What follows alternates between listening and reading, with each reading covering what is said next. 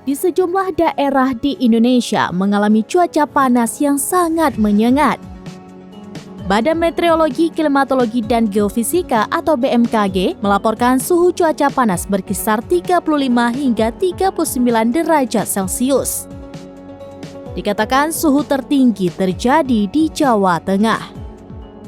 Atas hal itu, ada seorang pria melakukan eksperimen menguji tingkat panas di daerah Semarang, Jawa Tengah. Dalam video yang diunggah oleh akun TikTok @rizkiswan, pria itu menguji tingkat panas di Semarang dengan cara menjemur beberapa bajunya. Pada video singkat itu, terlihat pria tersebut selesai mencuci bajunya pada pukul 10.30 waktu Indonesia bagian Barat. Lalu, pria tersebut tampak menjemur beberapa bajunya yang basah kuyup di luar rumah.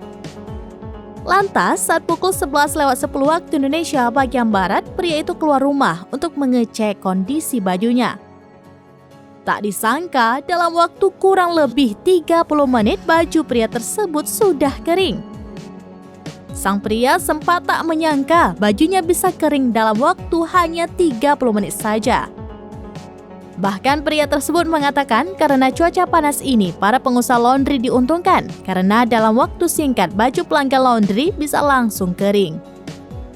Lebih lanjut, video eksperimen pria tersebut mendapatkan beragam tanggapan dari warganet.